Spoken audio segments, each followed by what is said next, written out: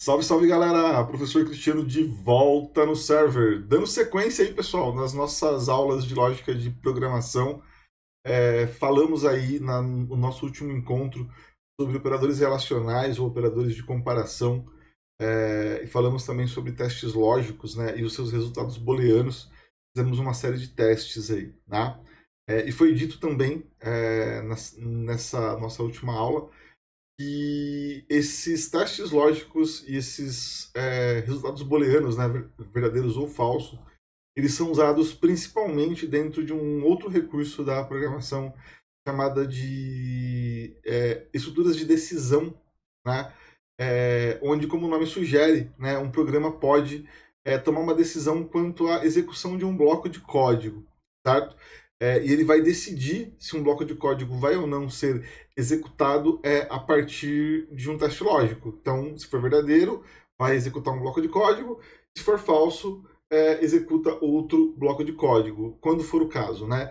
Nunca os dois ao mesmo tempo. Enfim, vamos dar uma olhada aqui, ó. Então, as estruturas de decisão, elas são um recurso da programação que permite, né, um computador sair da leitura linear de código, né? Então, quando você escreve seu código, se você parar para pensar, esse código ele é lido pelo interpretador, vamos assim dizer, da mesma maneira que você lê a página de um livro, né? Ou seja, da esquerda para a direita, de cima para baixo, né? Quando você lê uma página de um livro, acredito eu, que você lê da primeira até a última linha, você não pula nenhuma linha, né? Lá do livro que você está lendo. A mesma coisa acontece quando um código está sendo interpretado, né? Ele faz essa leitura linear. Então, se eu fiz um código, se eu fiz um algoritmo que tem 50 linhas, ele vai ler as 50 linhas, né? O interpretador, o compilador, seja lá quem vai ler, né? Ele vai ler da linha 1 até a linha 50 no meu exemplo, né? De cima para baixo, da esquerda para a direita, ou seja, é linear, né? Tá? Ele vai executar aquele passo a passo ali. Pois bem, tudo que nós fizemos em termos de código até esse momento foi feito dessa forma, né? Agora nós estamos indo para um nível um pouco acima, né? Que é o uso das estruturas de decisão, né? Que elas vão permitir o quê? Ó? Elas vão permitir que você execute um teste lógico, né? Certo? Esse teste lógico retorna verdadeiro ou falso, e a partir daí você vai conseguir determinar se um trecho desse código vai ser executado ou outro trecho desse código vai ser executado, né? Então, se eu tivesse lá as minhas 50 linhas de código, eu tenho lá 5 dessas linhas que está dentro de uma estrutura de decisão, que essas 5 linhas só vão ser executadas se o teste resultar em true. Então, se ele resultar em true, ele vai ler também essas 5 linhas. Então, aí ele leria 50, por exemplo. Se não for true, se for false, essas 5 linhas ele não vai executar. Aí seria false, então, né? Pensa assim, ó. No seu dia a dia você usa isso o tempo todo. Você vai sair e olha pela janela. Tá chovendo? Eu levo o guarda-chuva. Então você executa o código lá de pegar o guarda-chuva e de levar o guarda-chuva com você, tá? Então, qual foi o teste lógico? Tá chovendo? Sim, true. Então, o código que leva o guarda-chuva vai ser executado. Ou você olha pela janela e tá chovendo? Não, não está chovendo. Então, eu não vou levar o meu guarda-chuva. Então, o código que teria que ser rodado lá para você levar o guarda-chuva não vai ser executado, tá?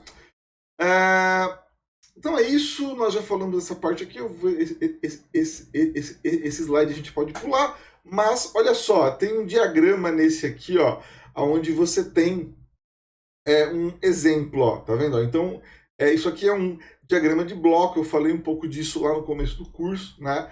É um recurso gráfico relativamente antigo, que era usado para se desenhar passo a passo aquilo que um programa iria fazer. Hoje isso não é mais usado no dia a dia aí no desenvolvimento profissional, mas na área acadêmica a gente ainda usa como recurso de ensino, né? Certo? Então eu tenho aqui, ó, o símbolo da elipse, que é o início do código, e aí a setinha apontando, né, que o programa começa a ser executado. E aí eu vou ter aqui, ó, um losango, né? Ó. O losango, ele representa o quê? Um desvio condicional simples ou uma estrutura de decisão simples. A estrutura de decisão simples, ela realiza um teste lógico, que pode resultar em teste lógico com resultado verdadeiro ou teste lógico com resultado falso. Porém, no caso da decisão simples, só vai ser executado alguma coisa, só vai ter um código para ser interpretado se o teste lógico condicional resultar em verdadeiro. Aí ele vai vir para esse lado aqui, ó. E eu vou ter aqui, ó, o processamento de teste lógico, né? Caso esse resulte em verdadeiro. E se for falso, professor? Tá vendo aqui, ó, a linha desce reta, ó, e nada é executado, ó, não tem nenhum bloco de código para ser executado. Então, a estrutura de decisão simples, ela só faz alguma coisa quando o teste lógico der verdadeiro. Vamos ver um exemplo de código para a gente poder entender melhor? Olha só, eu tenho aqui, ó, um trecho de código aqui que é inclusive um trecho de exemplo que o próprio Portugal Studio deu para mim, né? E aí eu trouxe aqui para nós. Nós vamos fazer um código muito parecido com esse na nossa aula prática que vai ser a próxima. Mas olha lá, ó. Tem aqui, ó, o programa tem uma função aqui, deixa ela de lado, tá? Eu só vi isso agora, mas tudo bem. Deixa ela de lado. O que importa é o código do meio aqui para nós, ó. Declaração de uma variável como inteiro chamada de número. Inclusive, ela não foi inicializada com nenhum valor, né? Poderia, mas não foi. Solicitação para o nosso usuário, ó. Escreva, digite um número inteiro, né? Então, eu pedi um valor numérico inteiro. E aí eu faço aqui um leia e recebo o valor que meu usuário digitou aqui no número. Então, olha só, olha aqui, ó, a estrutura de decisão simples. Comando C, e olha o teste lógico aqui, ó. Eu quero saber se o número é maior do que zero. E tem um pequeno comentário aqui, ó. Verifica se o número é positivo. Então, se o número que o meu usuário digitou for maior do que zero, né, ou seja, for 1, 2, 3, ad eterno, né, esse teste lógico resulta em quê? Resulta em true, resulta em verdadeiro. Então, ele vai entrar no corpo do C, que é essa chave que abriu e essa chave que fechou. E ele vai mostrar para a gente lá, ó, escreva e vai sair o que lá para o nosso usuário? O número é positivo, certo? Então, aqui, voltando, né, ó, o código começa, né, ó, e aqui, ó, esse desvio condicional aqui, ó, vai resultar em falso ou verdadeiro, é esse aqui, ó, C, número maior que zero. Eu não fiz aqui a entrada de dados, né, mas ela poderia ter sido feita aqui. Vamos focar só aqui primeiro, ó. Então, olha lá, ó, se número for maior do que zero, seria o teste aqui, ó, se o número for maior do que zero aqui, né? Quando ele é verdadeiro, ó, ele vai tomar esse caminho e vai processar alguma coisa. Que coisa, ó? Vai processar aqui, ó, escreva um número positivo. E se o número não for maior do que zero? Se ele for 0, menos 1, 2. Esse bloco de código aqui, ó, né, dessa chave, ou seja, que é o escreva, ele não é executado. Pula e ele continua a partir daqui, ó, da parte de baixo, né, onde não tem nada, né? Poderia ter outros códigos, mas nesse caso não tem nada. E essa linha aqui, ó, escreva o número é positivo, nunca vai ser o quê?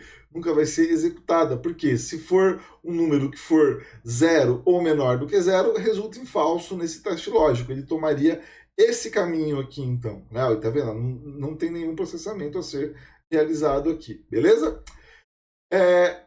Continuando, né? A outra opção que nós temos é a de decisão composta. Qual é a diferença da composta versus a simples? Enquanto a simples ela só vai tratar ações quando o teste lógico der verdadeiro, a decisão composta ela trata os dois casos. Se der verdadeiro, a composta vai tomar um caminho e vai executar um bloco de código. Se o teste lógico der false, a decisão composta vai tomar um segundo caminho que vai tratar o resultado lógico falso. Vamos dar uma olhada aqui, ó. Olha lá, ó. Então aqui, ó, início do código. Eu vou ter entradas aqui, né? Não importa quais elas sejam. Eu vou ter aqui, ó, tem um losango aqui, ó, desvio condicional simples, ó.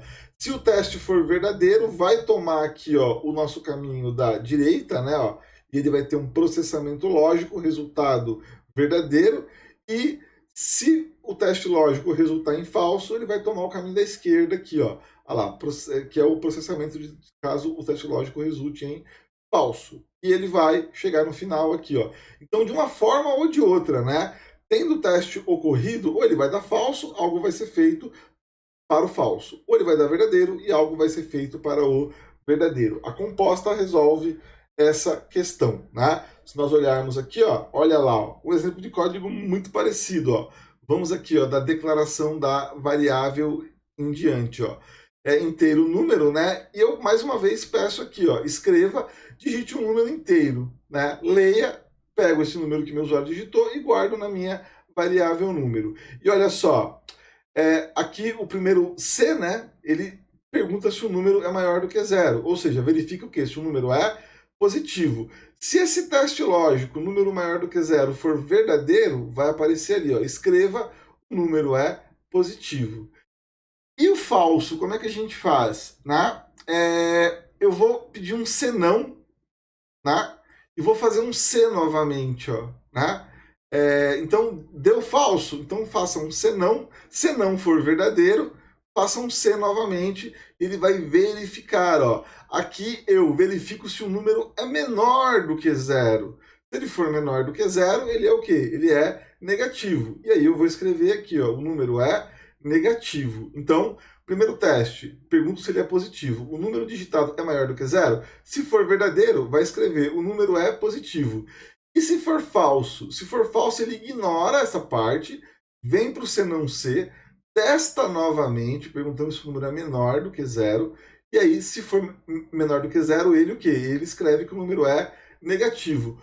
Observa que o C não C ele pode falhar também, né? Porque, vamos lá, se for zero, ó, zero não é maior que zero, então ele falha aqui, né, dá falso. Ele vem para o C não C. Só que zero também não é menor que zero, então ele vai dar false aqui e vai dar false aqui, né? Aí eu tenho uma terceira opção que é só um senão, né? Que ele determina o quê? Que nesse caso o número é zero, né? Tá? Tudo bem? Então, basicamente é isso, né? E daria pra gente aí colocar quantos outros senão C nós quiséssemos aqui, né? Eu vou fazer alguns exemplos aí para nós no decorrer das aulas aí. Eu vou, na verdade, trazer dois exemplos práticos aí para nós, né? Um muito parecido com esse e depois um outro um pouco maior, um pouco mais complexo aí para gente, beleza? Certo? Dito isso, nós vamos então agora para nossa aula prática, beleza? Eu agradeço aí a presença de todos, muito obrigado e até a nossa próxima aula aí. Tchau, tchau.